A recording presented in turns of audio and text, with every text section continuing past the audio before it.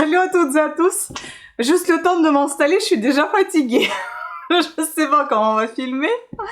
Bon, aujourd'hui, je vais vous parler des livres d'occasion. On y va? Voilà tout ce que j'ai acheté. Et vous allez jamais me croire à combien j'ai acheté.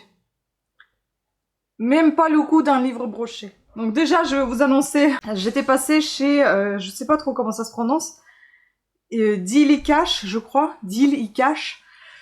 Donc en fait, tout ce que vous venez de voir, il y a 11 livres, je les ai payés 13,93 €. C'est pas beau? Sachant que normalement, avec leurs offres qu'ils avaient, j'avais le droit à 4 livres gratuits. Donc j'ai 4 livres qui sont gratuits, et puis les autres, bah, vous allez voir les prix, c'est vraiment pas cher, hein. Donc j'aurais pu payer, j'ai compté un peu comme ça, 157,95 € et je n'ai payé que 13,93 €. Donc pourquoi s'en priver? Surtout que j'avais envie de me prendre des livres et j'étais à la recherche d'un livre, de 2 livres que j'ai pas trouvé d'ailleurs, mais bon, je suis ressortie avec plein d'autres livres. Mais j'ai essayé de trouver des bonnes qualités, des moins usés et intéressants d'ailleurs, hein. J'ai pas pris juste pour prendre. J'ai pris aussi des auteurs que je ne connaissais pas et que j'ai envie de connaître. Donc par exemple John Grisham, Le Manipulateur. Je ne connais absolument pas cet auteur, mais je pense qu'il doit être pas mal connu. Donc c'est un thriller, donc comme d'habitude je vais vous lire 4e de couverture à chaque fois. Ça va venir un peu dans le désordre, dans le sens...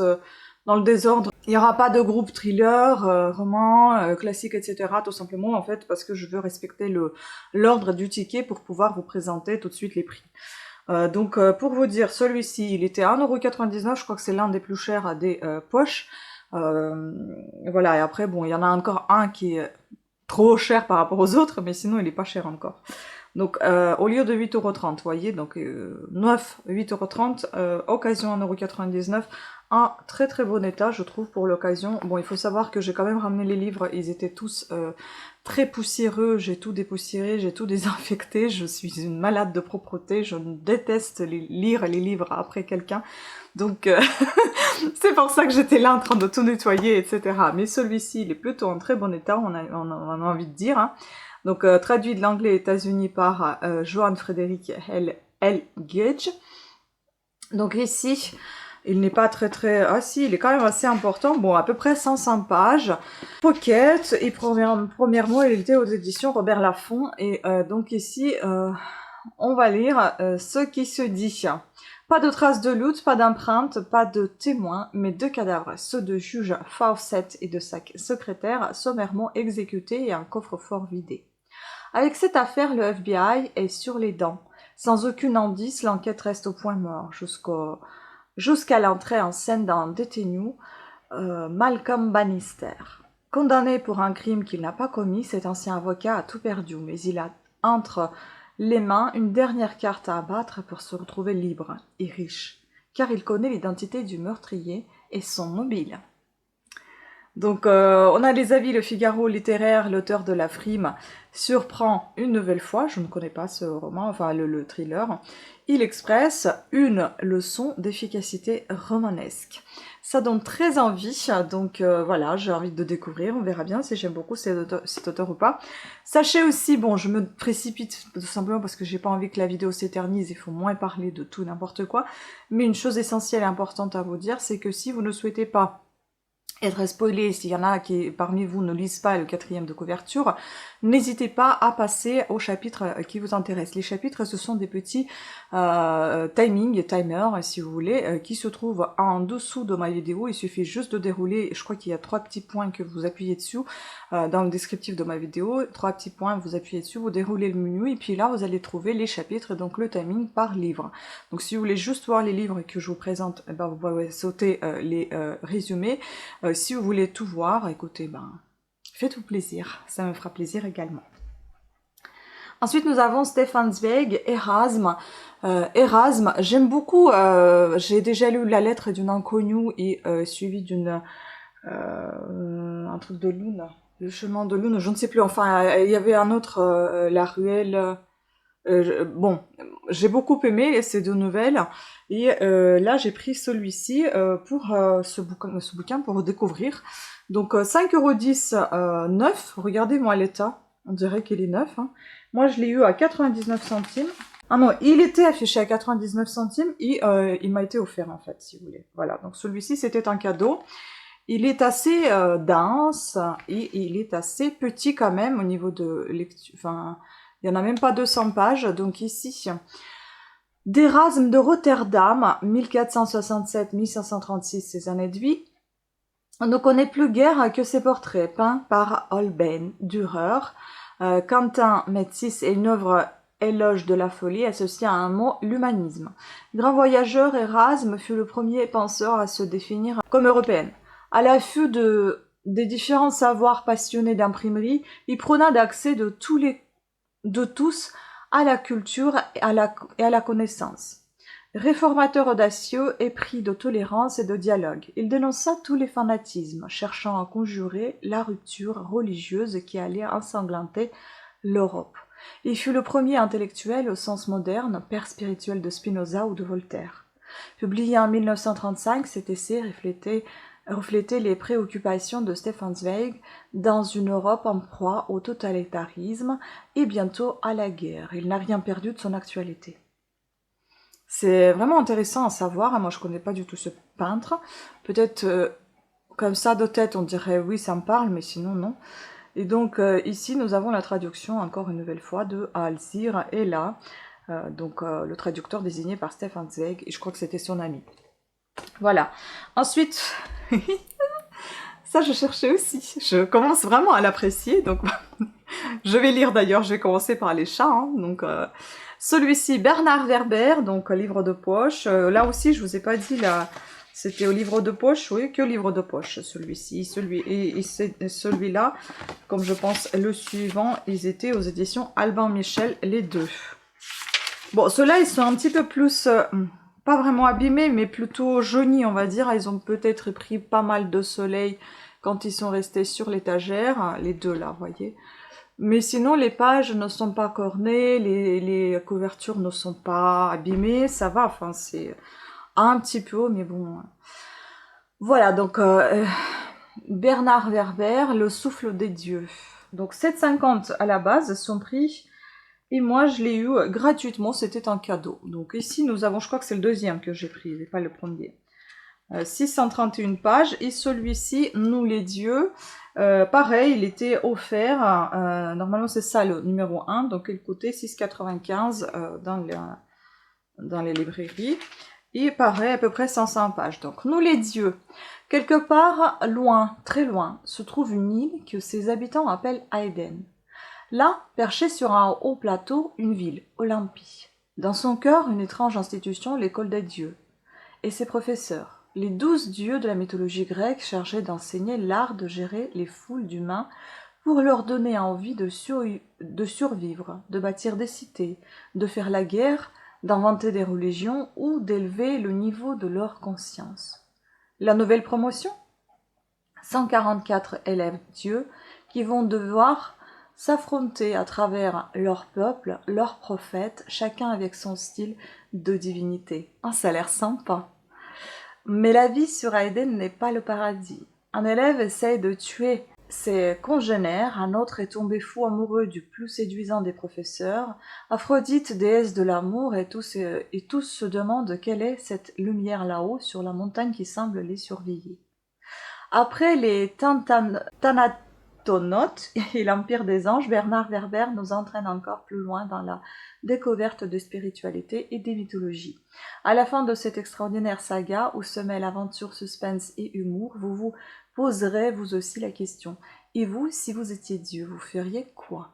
Donc ça, en fait, les deux précédents, là, je crois qu'on les a en grand format, donc en format broché. C'est mon conjoint qui les a. Et je crois qu'ils étaient jamais lus ces livres-là, donc un jour je vous ferai une vidéo, je lis les livres de mon conjoint. Je pense que ça va être intéressant aussi de savoir ce qu'il lit, enfin ce qu'il apprécie, on a à peu près le même goût, à peu près. Et donc celui-ci, Le souffle des dieux, nous n'avons pas ici de descriptif, nous n'avons pas la 4e de couverture, donc ça va être vite fait. Voilà, donc envie de découvrir, pourquoi pas, grande envie. Ensuite, j'ai pris livre de la reine, donc la reine des lectrices, Alain Bennett, chez Folio.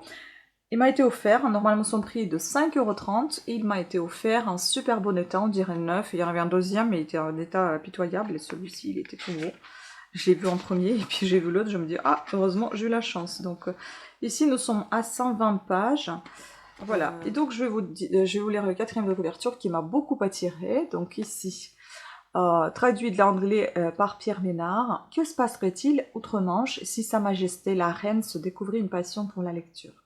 Si d'un coup rien n'arrêtait son insatiable soif de livres, au point qu'elle en vienne à négliger ses engagements royaux.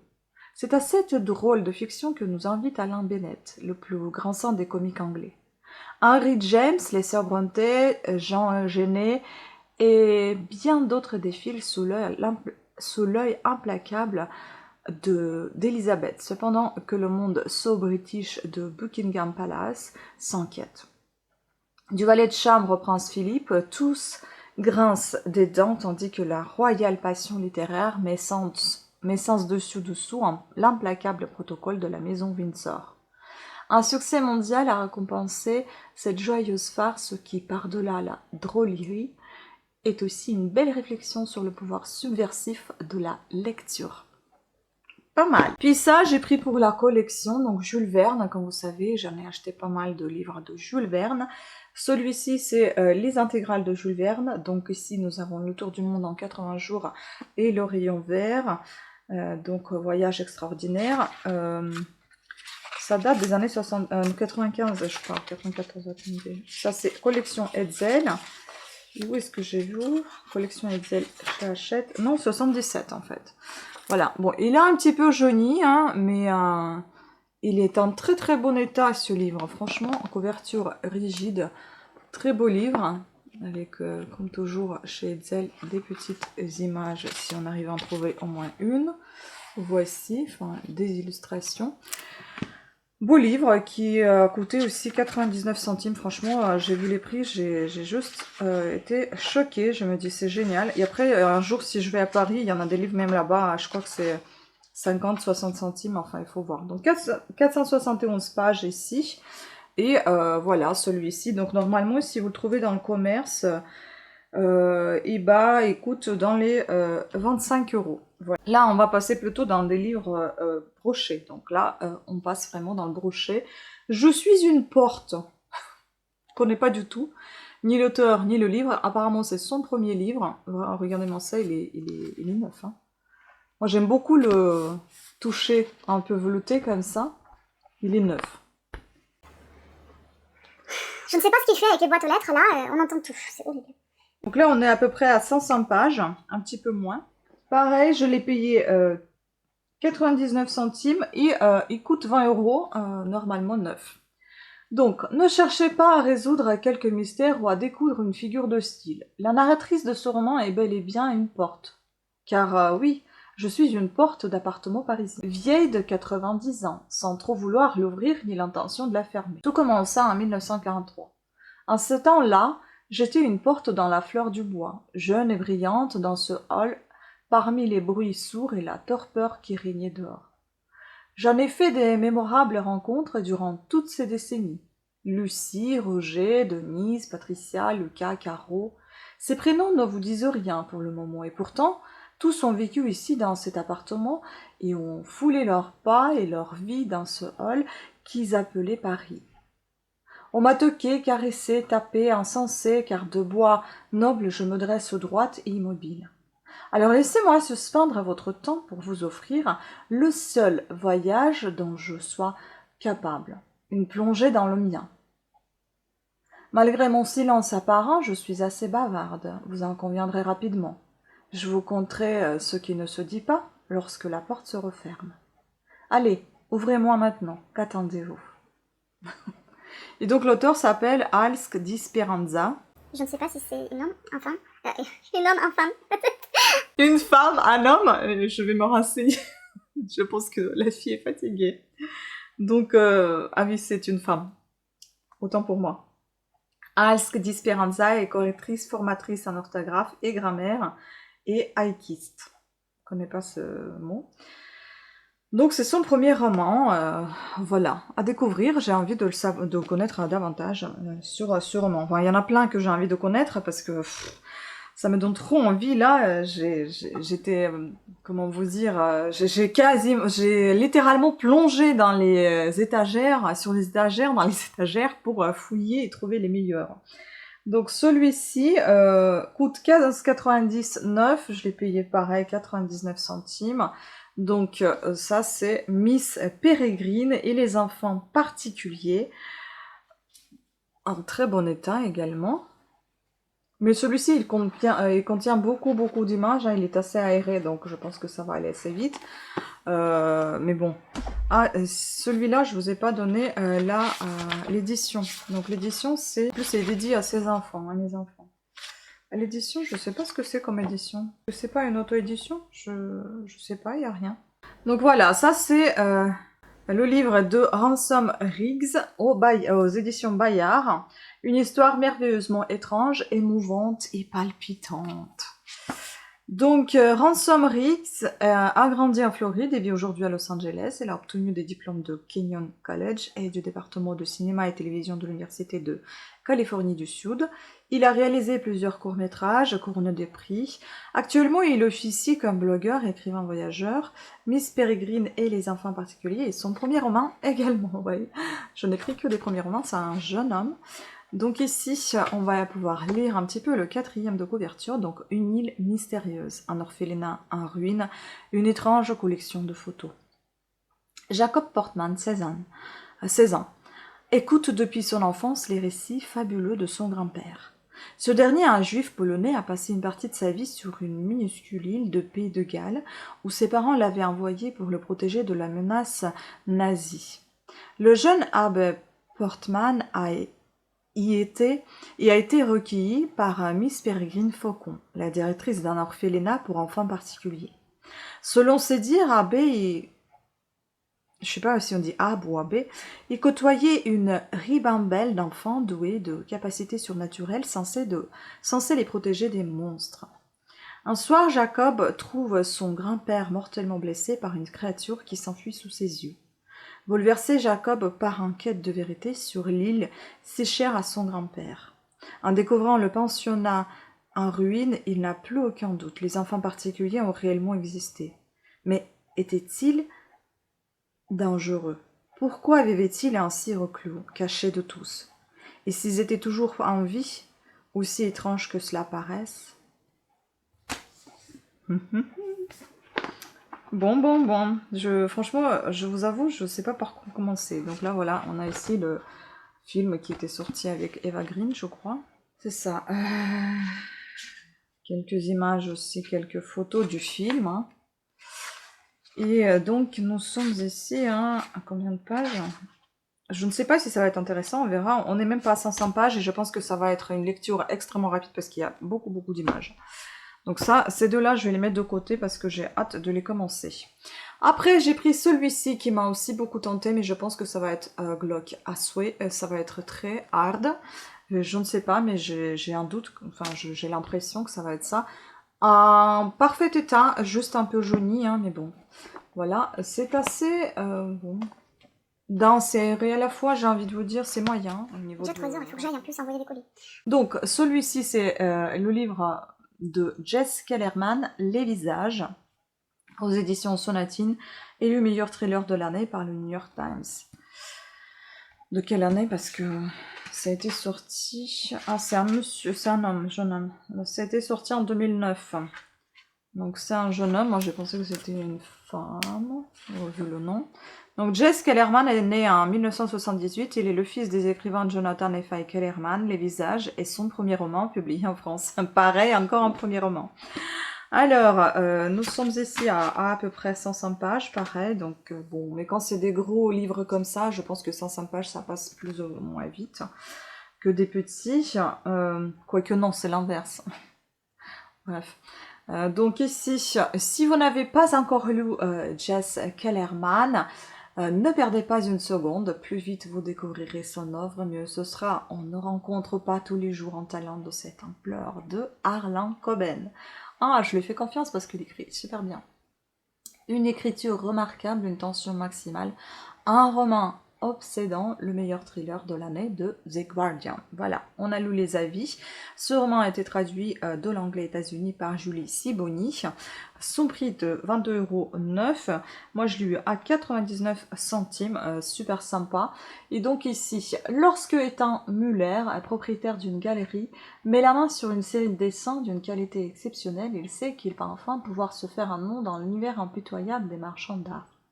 Leur mystérieux auteur, Victor Crack, a disparu corps et âme après avoir vécu reclus près de 40 ans à New York dans un appartement miteux. Dès que les dessins sont rendus publics, la critique est unanime. C'est le travail d'un génie. La mécanique se dérègle le jour où un flic à la retraite reconnaît sur certains portraits des visages d'enfants victimes, des années plus tôt d'un mystérieux tueur en série. Ethan se lance alors dans une enquête qui va bien vite virer à l'obsession. C'est le début d'une spirale infernale à l'intensité dramatique et au coup de théâtre final digne des plus grands thrillers. Bien loin des polars calibrés habituels, Jess Kellerman, styliste hors pair, nous offre ici un roman d'une indéniable qualité littéraire qui, doublé d'une intrigue machiavélique, place d'emblée le livre au niveau des plus grandes réussites, des plus grandes réussites du genre tel Mystic River de Denny Lehane ou L'analyste de John Katzenbach. Mais je connais ni l'un ni l'autre. Bon, à découvrir, vraiment, ça a l'air plutôt pas mal. Ensuite, une petite pépite, il était en plus emballé dans un plastique et malheureusement, on le voit très bien ici. Sinon, le livre en très bon état, ça fait un peu style Bible parce que les pages sont très très fines, c'est bien dense. Et nous sommes ici à plus de 500, ah oui, à plus de 1000 pages même. Ouf, je ne sais pas comment je vais le lire, mais en fait, étant donné que c'est un classique, je me dis pourquoi pas de le découvrir. Donc, édition bouquin, Jack London. Et ici, c'est une sorte de recueil de nouvelles. Ici, vous avez des épisodes de la lutte quotidienne. Donc, le talon de fer, les temps maudits, le jeu de ring, la brute des cavernes, la vallée de la lune avec vous pour la révolution. Donc, je pense que ça va être assez dense, assez fort et assez politique. On verra bien. Donc, ce livre-là, je l'ai payé, c'était l'un des plus chers, il me semble. Je l'ai payé 5,99 €, alors que aujourd'hui, vous pouvez le trouver entre 20 et 30 € sur Internet. Donc, c'était plutôt une bonne affaire. Si jamais je ne l'aime pas, je pourrais le mettre en vente. Voilà. Donc, voici l'ensemble le plus singulier parmi toute l'œuvre romanesque de Jack London. Les accents magnifiques qu'il avait trouvés pour peindre les hommes du froid ou ceux des mers chaudes aux prises avec les dangers physiques se retrouvent au service de l'homme en lutte contre la condition sociale. Dans la vallée de la lune, les temps maudits, le jeu de ring, la brute des cavernes, il décrit l'horreur des villes, les tragédies des faubourgs, les méfaits de la misère, à peine adoucis par la tendre complicité de l'amour ou par quelques scènes gargantuesques. Ainsi, dans la vallée de la Lune, le pique-nique annuel et amical des ouvriers maçons dégénère en la plus immense bagarre qu'ait connue la ville de San Francisco. Alors, pour conjurer les visions sinistres qui échappent à sa plume, Jack London rêve. Dans la vallée de la Lune, il rêve d'un retour à la nature à travers l'histoire, d'un jeune charretier et d'une jeune blanchisseuse à la rencontre de la chance ou, qui sait, de la vraie vie. Ou encore, il rêve dans le talon de fer, dans société urbaine et fraternelle, régie par le principe à chacun selon ses capacités, à chacun selon ses besoins.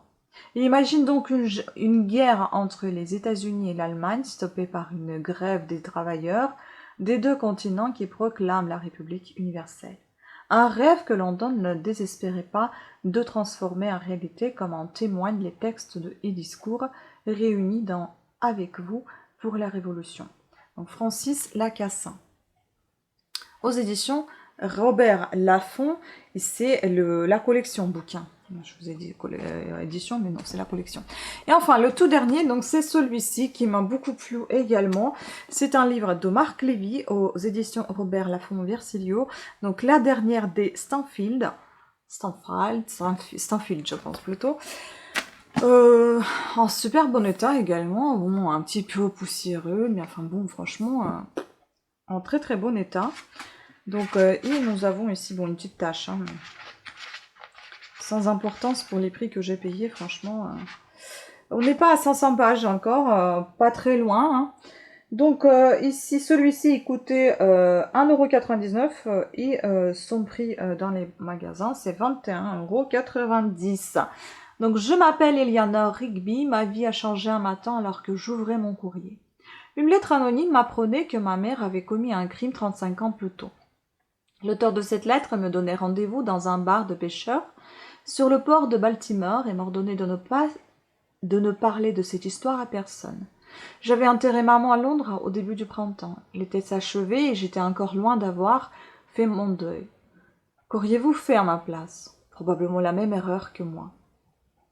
Qu'est-ce qu'elle a fait? Ça donne envie de le découvrir. Donc ici, nous avons l'avis de Gilles Tranchant, librairie Cheminant. Un roman mené de main de maître, magnifique et addictif. En plus, Marc Lévy, je pense que je l'ai jamais lu, il me semble. Et donc, entre émotion et suspense, un jeu de piste haletant par Philippe Chauveau, Web TV Culture, et par Josiane Savigno. Marc Lévy a toujours eu la passion des secrets de famille, mais là, il se surpasse. Écoutez, s'il écrit sur les secrets de famille, peut-être que ça sera un auteur qui va m'intéresser plus que d'autres. Voilà. Donc sur ce, écoutez, je vous remercie beaucoup de votre attention. J'espère que vous avez apprécié ce grand book haul à occasion. Donc sachez que vous pouvez trouver des belles choses en allant chercher des occasions et en changeant d'avis, lire peut-être après les autres, mais trouver dans bon état les bouquins. Voilà, ce que j'ai fait, il n'y a que les imbéciles qui ne changent pas d'avis. Donc sur ce, je vous fais plein de bisous, je vous remercie d'avance de vous abonner à ma chaîne, de liker cette vidéo et de activer la petite cloche de notification afin d'être averti de nouvelles sorties de vidéos. Sur ce, plein de bisous à toutes et à tous et à bientôt, ciao!